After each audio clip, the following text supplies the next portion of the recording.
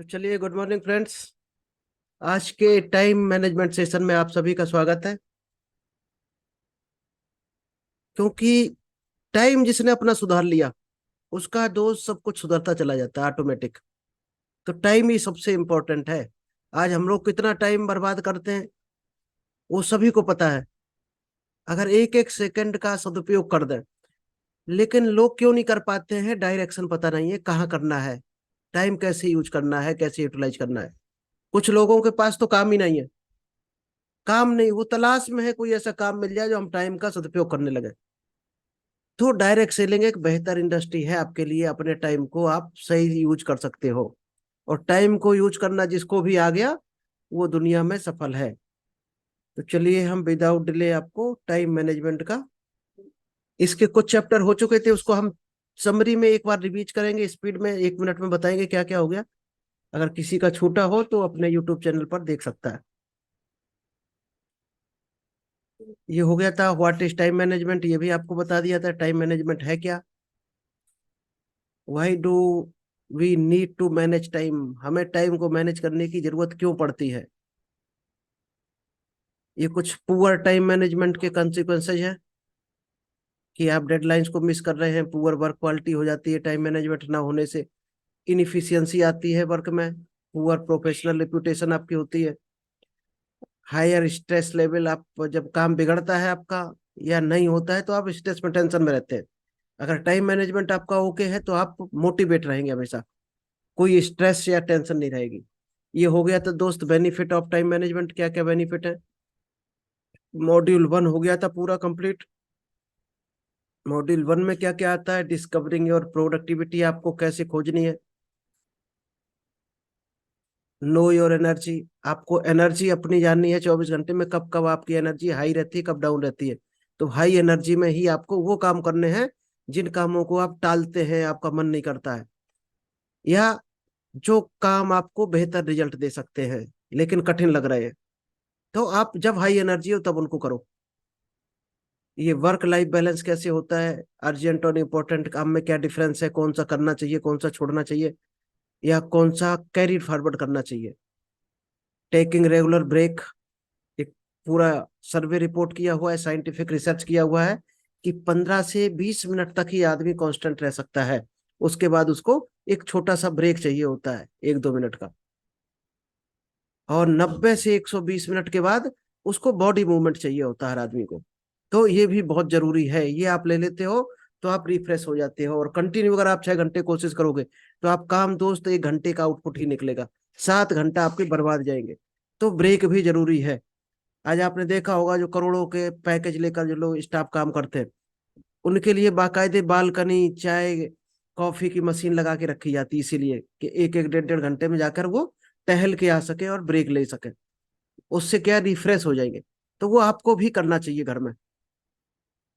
दी multitasking myth, आपको कभी भी 2 काम 3 काम एक साथ नहीं करने हैं, एक में ही करना है तो ही रिजल्ट आएगा। अच्छा, अगर तीन को एक साथ कोई कहता है कि हम 3 काम एक साथ कर लेते हैं, दो, तो दोस्त तीनों की क्वालिटी उसकी डाउन होगी, आप चेक कर लेना।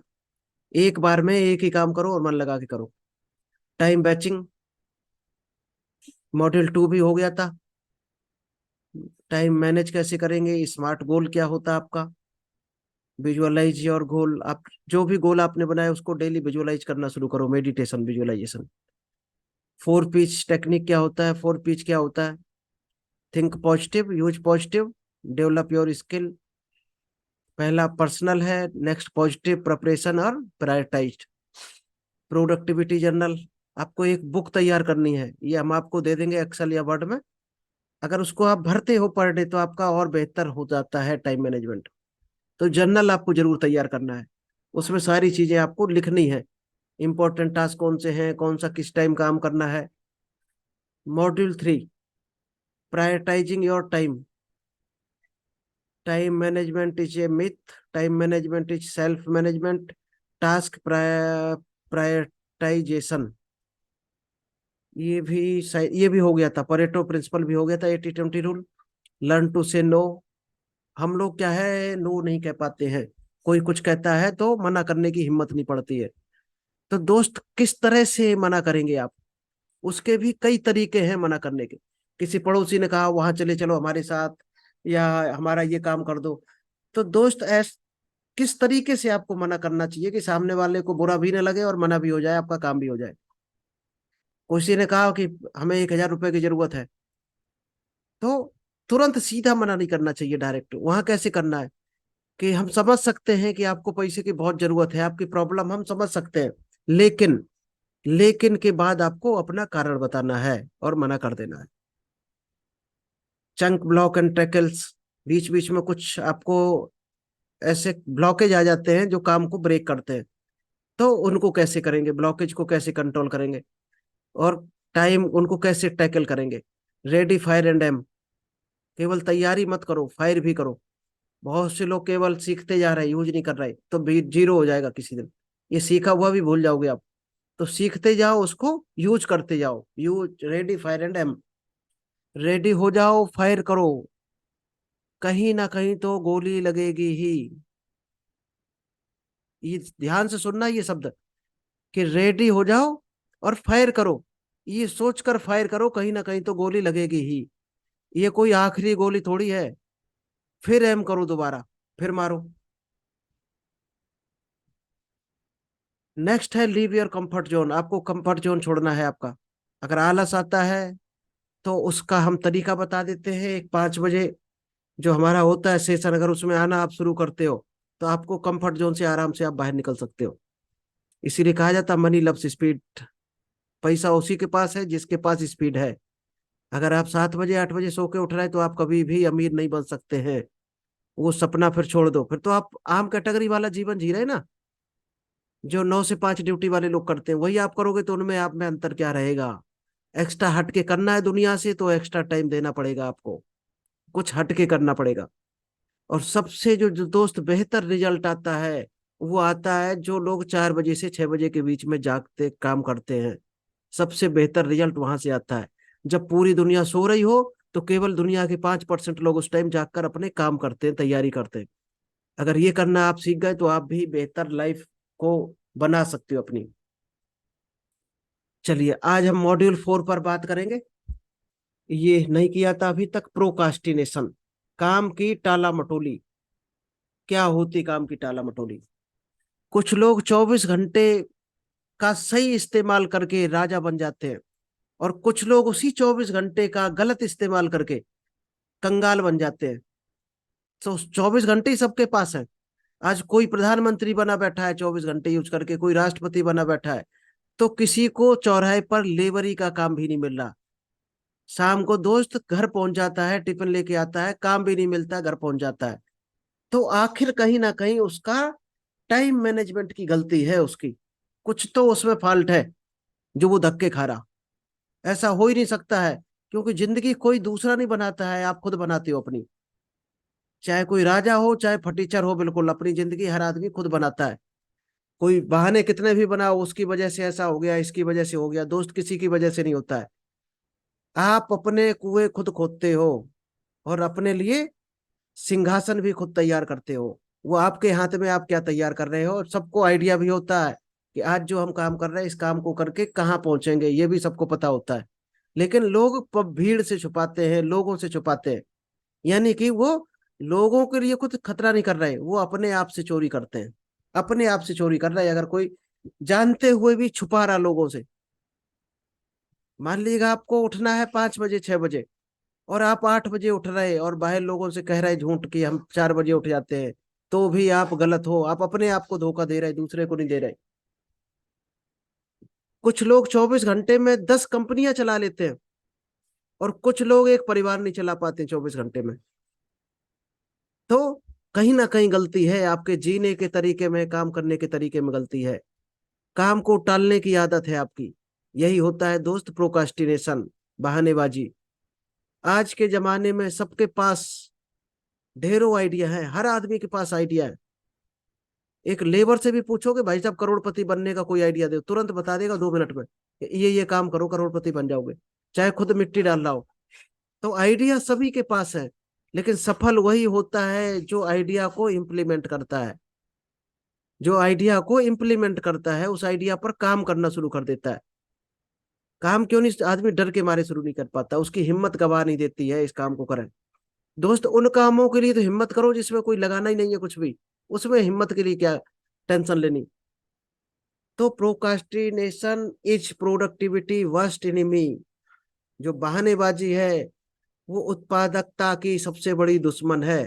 अगर आप किसी काम को लेकर बहाना बनाते हो तो आपका कभी भी ग्रोथ नहीं हो सकती लाइफ में। तो सबसे पहले बहानाबाजी को टैकल करना सीखो। आप कैसे टैकल करेंगे उसके हम कुछ चार पांच आपको कारण बता देते हैं। बहानेबाजी को आप कैसे हैंडल करेंगे। वही भी प्रोक्रास्टिनेट। हम बहानेबाजी क्यों करते हैं। प्रोक्रास्टिनेशन हमारी ग्रोथ को स्लो कर देता है। बहानेबाजी हमेशा आपकी ग्रोथ को टांग अड़ा देगा, स्पीड कम कर देगा, ब्रेक बन के आपको रोक देगा। हम अपने टैलेंट का सही इस्तेमाल ही नहीं कर पाते हैं। बहानेबाजी करने के चक्कर में हम अपने टैलेंट को यूज नहीं कर पाते हैं, आलस या बहानेबाजी की वजह से। नीचे कुछ कारण बताते हैं कि हम बहानेबाजी क्यों करते हैं, क्यों बहानेबाजी हम बनाते हैं। पहला सबसे बड़ा रीजन है नो क्लियर डेडलाइंस। आपकी लाइफ में कोई डेडलाइंस नहीं होती, इसलिए हम बहानेबाजी बनाते हैं। अगर आपको अभी कहा जाए कि ये काम करना है और ये अपने लिए करना है तो आप उसको टालते रहेंगे, कल करेंगे, परसों करेंगे, शाम को करेंगे, सुबह करेंगे। ना दोस्त सुबह आती है, ना शाम आती है, ना परसों आता आपका आपकी। अगर आपने एक दिन गुजार दिया तो समझो बहुत कुछ खो दिया। अगर आपके जैसा कोई उस दिन का सदुपयोग करके आपके आगे बढ़ गया तो आप समझो दुनिया से लाखों कदम पीछे रह गए। और उसको पूरा करने के लिए आपको अगले दिन 14 घंटे जूझना पड़ेगा, तब आप उसके बराबर फिर पहुंच सकते हो। तो डेडलाइन सेट करो हर काम की। कोई काम करना है, मान लीजिएगा आपको प्लान शो करना है, तो डेडलाइन सेट करो कि आज हमें इतने प्लान करने ही करने हैं। किसी को भी दिखाओ, ये कोई जरूरी नहीं है। आप अगर मार्केट में लेकर निकलो प्रोडक्ट, 10 दुकानों को टच करोगे तो कोई ना कोई आपको सुन लेगा, ये गारंटी है। लेकिन निकलोगे ही नहीं ये सोच करके कोई आदमी तैयार होकर आए तब हम प्लान दिखाएंगे, तो कभी दोस्त वो दिन नहीं आने वाला आपकी लाइफ में। कभी कोई आदमी नहीं आएगा। घर से निकलना ही पड़ेगा सफल होना है तो। नेक्स्ट है इनएडेक्वेट रिसोर्सेज, अधूरे संसाधन। कई बार हम क्या करते हैं, अधूरे संसाधनों की वजह से टाला मटोली करते हैं। मान लीजिए आज हम मीटिंग कर रहे हैं, ठीक, तो हमारे पास माइक नहीं था, हम मोबाइल से किसी तरह से कर रहे थे या हेडफोन लगाकर। लेकिन माइक अगर ले लिया तो और बेहतर कर पा रहे, आप लोगों को और क्लियर आवाज हम दे पा रहे। ठीक, रिंग लाइट नहीं थी तो लोग हमें ढंग से देख नहीं पा रहे थे। तो लीजिएगा रिंग लाइट याद आ गई तो हम इसको भी ऑन कर लेते हैं। तो रिंग लाइट ना होने की वजह से और क्लियरिटी आ गई, लोग हमें ढंग से देख सकते हैं, हमारी इंप्रेशन या बॉडी लैंग्वेज को समझ सकते हैं। नेक्स्ट इंटरनेट की प्रॉब्लम थी, तो हमें जरूरत थी तो हमने वाईफाई लगवाया। और आज 3 इंटरनेट कनेक्ट करके रखते हैं, बाई चांस मीटिंग में एक गलत हुआ, एक डाउन हुआ तो दूसरा ऑटो कनेक्ट हो जाएगा, उसके लिए भी एप्लीकेशन है। तो आपके पास रिसोर्सेज भी होने चाहिए। अगर नहीं है शुरुआत में, तो शुरुआती दौर में रिटेल इनकम इतनी कर लो कि आपको रिसोर्सेज खरीदने के लिए ओवरलोड ना पड़े। तो रिटेल इनकम करो जाके आप, मार्केट में प्रोडक्ट लेके निकलो। Don't know where to begin. बहुत से लोग यही नहीं जानते हैं कि शुरुआत कहाँ से करनी है। तो उन लोगों के लिए खासकर ये मीटिंग बनाई गई है सुबह और शाम की, कि शुरुआत कैसे करो। डायरेक्ट सेलिंग, देखो जिसको करना है वो हमारी ट्रेनिंग में भी ना आए तो भी कर रहा, यूट्यूब में भरा पड़ा है नॉलेज, नॉलेज की कमी नहीं है। जिसको करना है वो कहीं ना कहीं से सीख लेगा, और जिसको नहीं करना है उसके लिए ये भी नॉलेज जीरो है जो हम दे रहे हैं।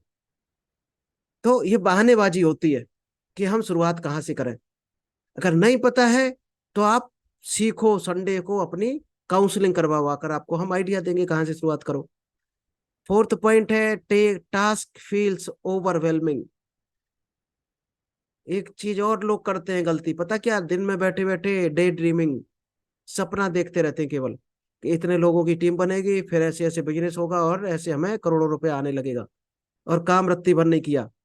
तो ये बहानेबाजी है दोस्त, अपना टाइम खराब कर रहे हैं आप। डे ड्रीमिंग करना बंद करो। नेक्स्ट है no passion for doing the work. काम के लिए जुनून का ना होना। आप जिस काम को कर रहे हो, डायरेक्ट सेलिंग कर रहे हैं या बिजनेस कर रहे हैं, उसको लेकर आपके पास कोई उत्साह नहीं है, कोई जुनून नहीं है, दोस्त फायर होना चाहिए। अगर आपको फायर नहीं है, जुनून नहीं है, क्योंकि आप बाद में बिकते हो, आपका प्रोडक्ट उसके बाद बिकता है, उसके पहले बिकता है आपका एक्साइटमेंट लेवल कितना है।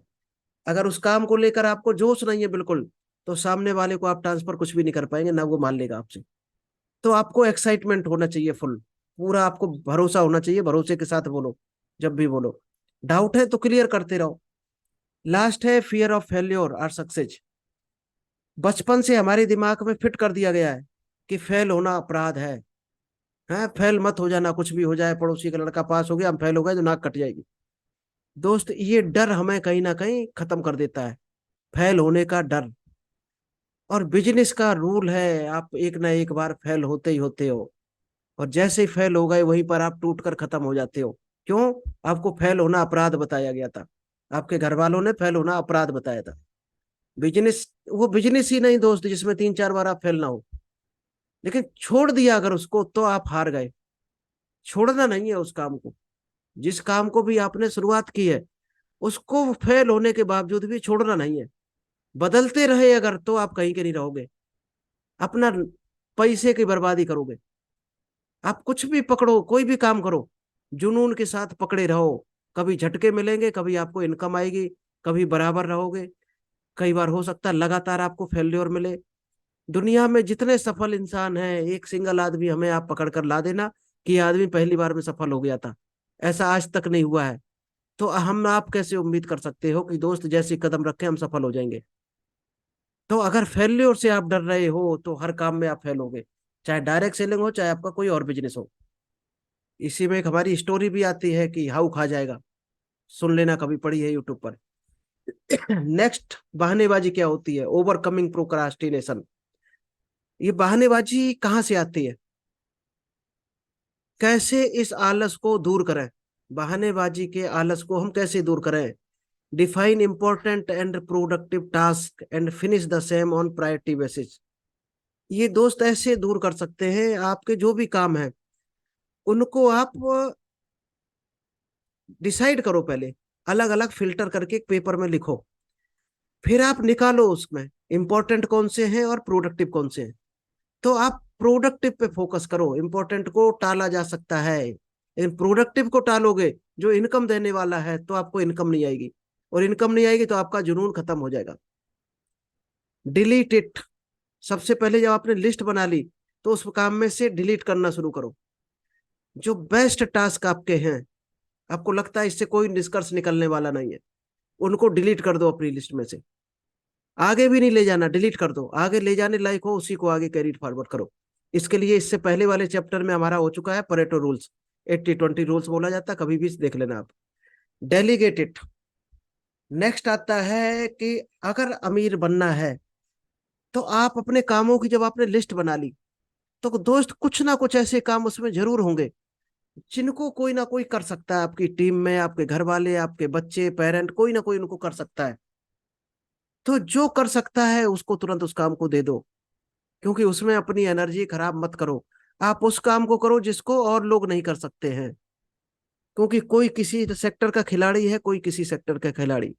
आप सिर्फ वही काम करें जिसके आप एक्सपर्ट हैं, किसी ना किसी में एक्सपर्ट होंगे, और नहीं है तो आप नॉलेज लो, सीखो, एक्सपर्ट बनो। एक्सपर्ट बनो आप। लोग 20-20 लाख एक्सपर्ट बनने का खर्च कर देते। इंजीनियर बनना क्या है, ये 20 लाख खर्च करना एक्सपर्ट बनने का ही है। डॉक्टर ही सीखता है, कोई कुछ सीखता है। डायरेक्ट सेलिंग आज फ्री में सिखाई जा रही, कल पैसा पैसा दे के भी आ गई, और कल को पैसा देकर ही ये ट्रेनिंग मिलेगी। आप लिख लो डायरी में, ये ट्रेनिंग भी पैसा देकर मिलेंगी, आज बहुत से लोग ले रहे हैं। तो बचे हुए जितने काम हैं जिसके आप एक्सपर्ट नहीं है, वो किसी ना किसी को बांट दो। नेक्स्ट आता है डू इट नाउ। जिस काम में आपको लग रहा है इसमें हम बहाना बनाएंगे, उसको दो सबसे पहले फिनिश कर दो। इसके लिए एक आपको फार्मूला बता दें, एक बुक है हमारे पास, eat one frog every morning. सुबह सबसे पहले एक बड़ा सा मेढक खा लो। आपको हंसी आ रही होगी कि मेढक खाएंगे तो कैसे काम चलेगा, मेढक कौन खाएगा? ये दोस्त खाना नहीं है आपको मेढक, एक बुक है, उसके एक राइटर है, और राइटर का नाम याद आएगा तो आपको बताएंगे। उनकी एक बुक है बहुत बेहतरीन। उस बुक का नाम है ईट वन फ्रॉग एवरी मॉर्निंग। मतलब सुबह सुबह एक मेढक निगल लेना है, आपको खा लेना है। इसका मतलब ये हुआ कि जो सबसे कठिन का मेढक निगलना सबसे कठिन है दोस्त। आप खा सकते हो मेढक? नहीं खा सकते हो। ये सबसे कठिन काम बताया गया कि जिंदा मेढक आप निगल लो, क्योंकि आप मुंह में रखोगे वो जंप कर जाएगा बाहर को। तो जिस काम का आपको मन ना कर रहा हो, टाला मटोली कर रहे हो, सबसे कठिन लग रहा हो, उस किताब ये कहती है कि उस काम को आप सबसे पहले सुबह सुबह निपटा दो। फिर आप देखो पूरे दिन आपके पास कैसे काम निपटते हैं, कैसी एनर्जी रहती है। क्योंकि कठिन काम जब आपने पहले निपटा दिया तो सरल काम आराम से हो जाएंगे। लेकिन सरल काम आप करते रहे पूरे दिन तो कठिन काम टल जाएगा, उसको आप टरकाने की कोशिश करोगे। नेक्स्ट आता है आस्क फॉर एडवाइस। आप हर काम में एक्सपर्ट नहीं बन सकते हैं, इसलिए जहां जरूरी हो तुरंत एक्सपर्ट की हेल्प लें, मदद कर लें उनसे। राय लें, राय लेने में कभी मत शर्माएं। Chop it up. अगर आपके पास कोई बड़ा काम है तो उसको छोटे छोटे टुकड़ों में बांट दो। कोई हो सकता है आपके पास ऐसा काम हो जो आपको लगता है कि हम सुबह लगेंगे शाम तक फिनिश नहीं कर पाएंगे। ऐसे कामों को कैसे फिनिश किया जाए, तो ऐसा काम कभी लोग करते ही नहीं है कि हम खत्म नहीं कर पाएंगे। उसका दोस्त क्या करो, छोटे छोटे टुकड़ों में उसको बांट दो और एक एक टुकड़े को फिनिश करो। वो काम आपका आसान होकर आराम से कंप्लीट हो जाएगा। Clear deadlines. हर काम के लिए एक तारीख लिख दो उसके आगे कि ये काम हमें इस तारीख तक करना ही करना है, इस टाइम तक करना है, इस डेट तक करना है। नेक्स्ट आता है रिवार्ड योरसेल्फ। जब भी आप कोई काम कर लो बेहतरीन तरीके से तो खुद को रिवार्ड दो। बढ़िया सा पेन ला के अपने आप को गिफ्ट करो, चाहे कॉफी ऑफर करो, आइसक्रीम, बाजार जाकर कुछ खाने को लिए। खुद को रिवार्ड करना सीखो, आपको देखो फिर एनर्जी आती है कि नहीं। नेक्स्ट आता है ईट दैट फ्रॉग। यानी कि ये जो पहले हम बता रहे थे ईट दैट फ्रॉग, यानी कि जो सबसे कठिन काम आपको लगता हो कि दुनिया का ये सबसे कठिन काम है, तो उस काम को कैसे करना है, उसी के लिए बुक बनाई गई, पूरी बुक लिखी गई है, बहुत मोटी बुक है। Eat that frog. Eat that frog in the morning. सुबह सुबह आप मेढक को निकाल लो। सबसे मुश्किल या बड़ा काम सुबह सबसे पहले आपको कर लेना चाहिए। अगर आप ये काम करते हैं तो पक्का बाकी जितने काम आपके बचेंगे वो सब आसान हो जाएंगे। एक काम को जब कंप्लीट कर लेते हैं आप तो दूसरा काम स्टार्ट करें, वो आपको फिर आसान लगेगा। तो कठिन कामों को कोशिश करो सबसे पहले निपटाओ। Remind yourself every time कि सबसे इंपॉर्टेंट काम आप पहले करेंगे, बाकी काम बाद में करेंगे। नेक्स्ट आता है इंपॉर्टेंट काम करते समय सिंगल माइंड फोकस होना चाहिए। सिंगल माइंड फोकस क्या होता है, आपने घोड़े को कभी आंखों में देखे? एक पट्टियां लगी होती साइड में, हॉर्स ब्लाइंडर्स बोले जाते हैं। क्यों लगे होते हैं? क्योंकि उसका फोकस एक जगह रहे। तो आप भी कोशिश करो अपना फोकस एक जगह रखो। नेक्स्ट आता है स्टिंग। कहानियां था स्टिंग ऑपरेशन सुना होगा। तो स्टिंग क्या होता है इसको हम जान लेते हैं। एक एक अल्फाबेट पकड़ना। पहला एस फॉर है select one task to do at a time. एक बार में एक ही काम पकड़ना है। Don't focus on multitasking. कभी भी एक दो काम एक साथ लेकर नहीं चलना चाहिए। एक बार में हमेशा एक काम करो, बेहतर रिजल्ट आएगा और बेहतर क्वालिटी का होगा। नेक्स्ट टी फॉर है time yourself for no more than 1 hour. यानी अपने आप को कोशिश करो 1 घंटे से ज्यादा मत दो। 1 घंटे से ज्यादा मत दो तो आप बेहतर यूज कर सकते हो। टाइम को प्रोडक्टिव कामों में यूज करो। STI नेक्स्ट आई फॉर है ignore everything else during that time. जब भी आप काम कर रहे हो तो दोस्त उस समय सभी चीजें इग्नोर करना सीखो। कई बार हम लोग क्या गलती करते हैं, अपना काम कर रहे हैं उस टाइम किसी का कॉल आ गया। कॉल आ गया तो आपका ध्यान भंग हो गया। आप काम कर रहे हो उधर व्हाट्सएप के मैसेज टन टन टन टन बज रहे। आप काम कर रहे हो, कोई गेट पे आ गया आपको बुलाने। घर वालों से बता दो कोई ये काम करने जा रहे हैं हम इंपॉर्टेंट, इस टाइम कोई छेड़बाजी कोई आवाज नहीं चाहिए हमें। कोई आए साहब मना कर देना, बैठा लेना अगर ज्यादा इंपॉर्टेंट हो तो। तो कोशिश करो उस टाइम फोन को मत देखो। कई बार आपने देखा होगा, आप लोगों के फोन हम पिक नहीं करते हैं, इसका मतलब हमारा फोन पड़ा होता साइलेंट मोड पे, टेबल की ड्रॉर में, और हम अपनी पसंद से काम कर रहे होते हैं। तो आप भी करना सीखो, क्योंकि फोन के गुलाम बन चुके हैं आज की डेट में लोग। इतने गुलाम बन चुके हैं कि फोन के बगैर एक मिनट नहीं रहना चाहते। तो दोस्त, आप टाइम की बर्बादी कर रहे हो फोन में। हाँ, फोन उतना ही यूज करो जितना फोन आपको दे रहा हो। आपका टाइम अगर बर्बाद कर रहा हो, वहां फोन को साइड में पैक करके रख दो। मीटिंग में यूज करो, वीडियो देखो, कुछ सीखने वाला वीडियो देखो, बस इतना यूज करो दोस्त। बाकी तो दुनियादारी है, टाइम खराब करेगी आपके। बात करना कम करो लोगों से। आज हमने किसी से बात नहीं कर रहा है, जिसको जरूरत हो वो खुद कर रहा है हमें। तो बात करने में क्या होता है, आपको पता नहीं लगता कितना टाइम बर्बाद हो गया। एन फॉर होता नो ब्रेक और interruption should be permitted, put no disturbance board. यानी कि चाहो तो अपने ऑफिस के बाहर आप बोर्ड लगा सकते हो, नो डिस्टरबेंस। टाइम लिख सकते हो, इस टाइम से इस टाइम तक हमें कोई ना छेड़े कृपया। तो कोशिश करो, छेड़खानी बीच में नहीं होनी चाहिए आपके काम में, तो आपके काम की क्वालिटी और आप मन से कर सकते हो। Give reward your self. फिर अपने आप को एक रिवार्ड देना है। एक बेहतर चाय, कॉफी, चॉकलेट, कुछ भी दे सकते हो अपने आप को। अच्छा, नेक्स्ट आता है वर्क प्लेस डिस्ट्रैक्शंस। कुछ ये डिस्ट्रैक्शंस होते हैं, जैसे आपने ऑफिस बना दिया, बाहर से आवाज आ रही तो उसको बंद करो बाहर से। कई बार ऑफिस में काम कर रहे हैं तो साथ के काम करने वाले चिल्ला रहे हैं, गप्पे हाँक रहे हैं, तो कोशिश करो हेडफोन लगा लो। आपको दिक्कत हो रही, स्मार्टफोन यूज करो। स्मार्टफोन आपका डिस्टर्ब कर रहा है तो म्यूट करो सभी नोटिफिकेशन या कॉल। अलार्म के अलावा केवल रिमाइंडर अलार्म होने चाहिए ऑन, जो आपको ये बताए कि अब ये काम करना है, बस। इसके अलावा सारा डिस्टरबेंस बंद कर दो जब काम करो। ईमेल मैसेज है तो कोशिश करो पल पल में देखने की आदत बंद करो। जब जरूरत हो तभी देखो, 2 घंटे 3 घंटे में एक बार देखो। Keep snacks at your table, like peanut, चना चिप्स।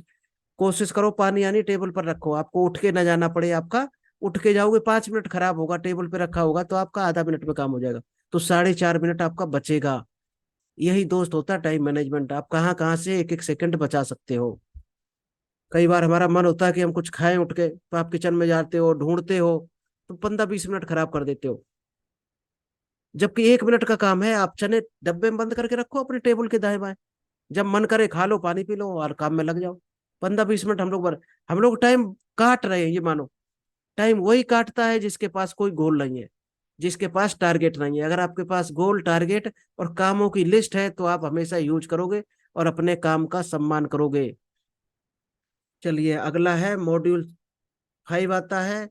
ये हम कल कवर करेंगे। और दोस्त, बहुत मॉड्यूल है अभी, 9 10 11 12 तक आपको मिलेंगे।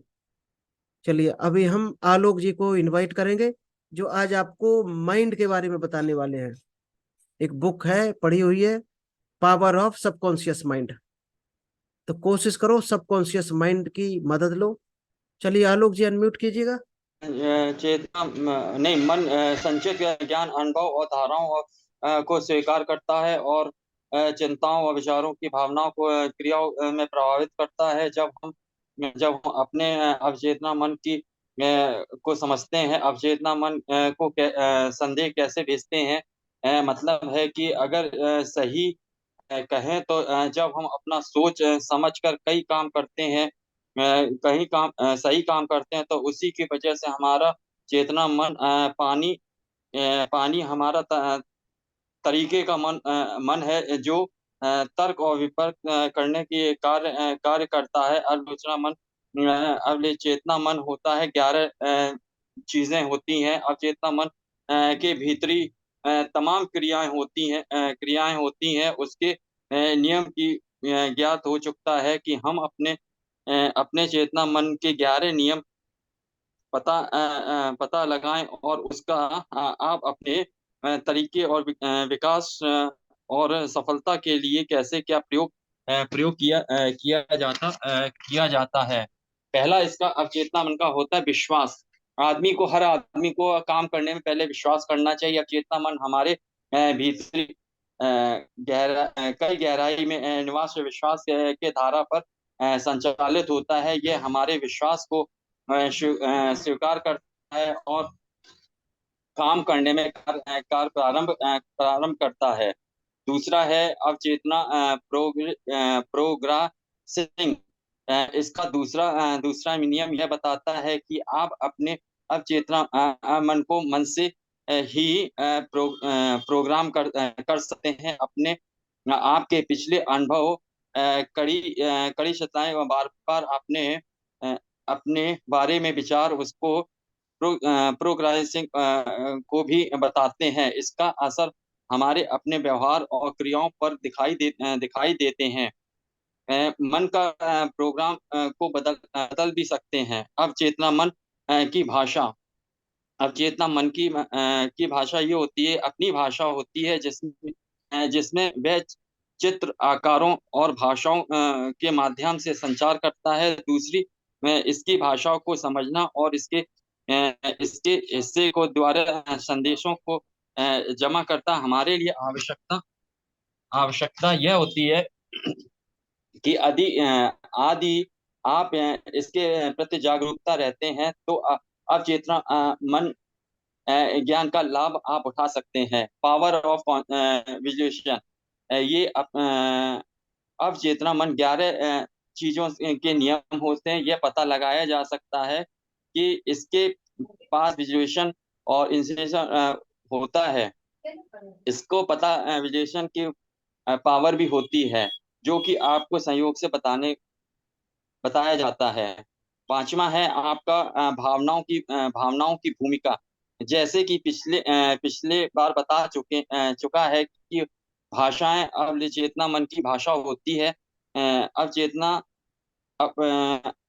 अपने भीतरी अंदर प्रेमकृत भावनाओं का विकास होना महत्वपूर्ण होता है। क्रियाएं क्रिएटिविटी होती। अगर क्रिएटिविटी की बात करें तो आप अवलोकन विशाल सागर की भांत होता है। जिस प्रकार सागर में रत्नों को खोजकर निकाला जाता है, उसी प्रकार से सेन अपने अंदर मन में निशान माइग्रेशन से ही ऐसी चीजों को खोज सकते हैं। चलिए, आलोक जी ने बताया आपको पावर ऑफ सबकॉन्शियस माइंड। अगर आप माइंड की थ्योरी समझ गए तो आप बहुत लंबी उड़ान भर सकते हैं, क्योंकि हमारा मन ही सब कुछ होता है और मन को कंट्रोल करता है सबकॉन्शियस माइंड। तो सबकॉन्शियस माइंड को स्ट्रांग बनाने का एक ही तरीका है, 5 बजे उठकर सुबह मेडिटेशन, विजुअलाइजेशन। अगर ये करते हो तो आप फिर अपने दिमाग की ताकत देखना, आपको ऐसे ऐसे आइडिया मिलेंगे करोड़ों रुपए कमाने की चुटकियों में। और आज लोग क्या है, उथल पुथल में घूम रहे हैं, 300 500 1000 रुपए के चक्कर में परेशान है। तो कोशिश करो, समझो। एक बुक भी है पावर ऑफ सबकॉन्शियस माइंड, आपको हम पीडीएफ अभी डाल देंगे ग्रुप में, पढ़ लेना, समझ लेना उसको। बहुत बड़ी बुक है, एक एक पेज पढ़ोगे तो आपको शायद है आइडिया लगेगा कि सबकॉन्शियस माइंड की कितनी बड़ी पावर है, किस तरह से दिमाग काम करता है। क्योंकि हम लोगों के क्या है, विचार ही उल्टे होते हैं, उल्टे विचार होते हैं। ठीक है फिर आलोक जी, हाँ, थैंक यू, मिलते हैं शाम को 9:30 बजे। Okay, thank you. Okay, thank you. Okay sir.